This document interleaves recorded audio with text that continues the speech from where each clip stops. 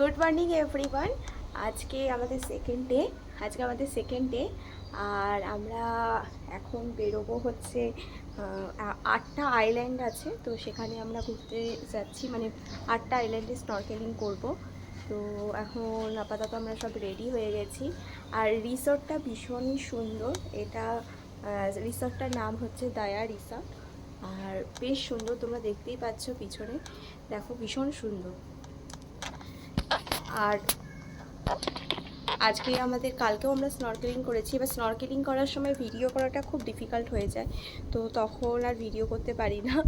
তো এখন যেইটুকুনি পারবো করতে তোমাদের সাথে শেয়ার করব যতটা পারবো। আর আমরা যে বোটটাতে যাব, তো সেখানে আমাদের মানে লাঞ্চেরও একটা প্যাকেট দেবে। এই যে এরকম একটা করে কটেজ রয়েছে, আর এই কটেজগুলোর মধ্যেই সবাই থাকে। একটা একদম সি ফেসিং রয়েছে, তো আমাদের সি ফেসিংটা আমরা পেলাম না, কারণ পুরো ফুল হয়ে গেছিলো। তো ওই জন্য মানে দূর থেকে এই যে রাস্তাটা দেখছো, এই রাস্তাটা দিয়ে সোজা একটুখানি গেলেই হচ্ছে সি দেখা যাচ্ছে। বেশ সুন্দর, মানে বেশ রাস্তাটা এত দেখতে ভালো লাগছে, চারদিকে এত গ্রিনারি, পুরো বেশ সুন্দর।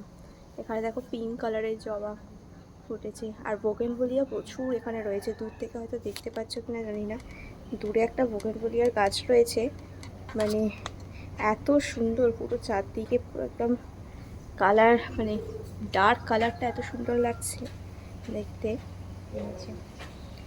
রিসর্টটা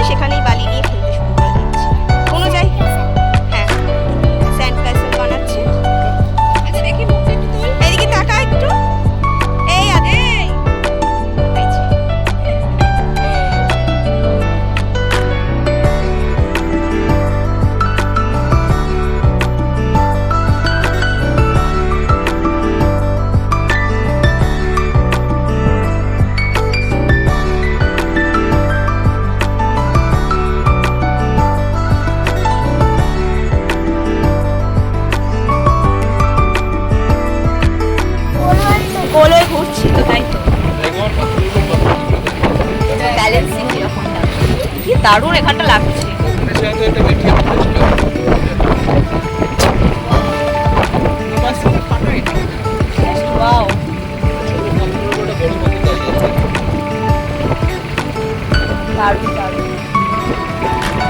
আমরা কি এখানে নামলে স্নরকেলিং করতে পারছি না, তবে এখানে যা ওয়েভ, আমি তো নামবোই না বাবা।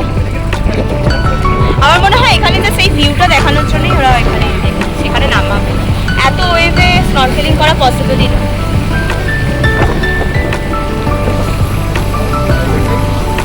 কেমন লাগছে?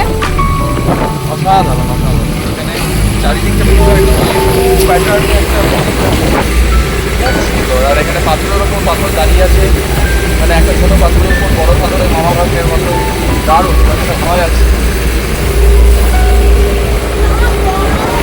এবার আমরা স্নরকেলিং এবার নামবো, সব রেডি হচ্ছে।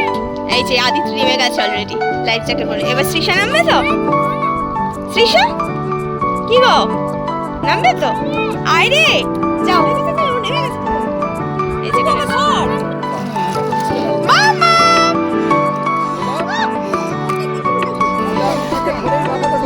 এই যে এখন স্নরকেলিং এর জন্য নামা হচ্ছে।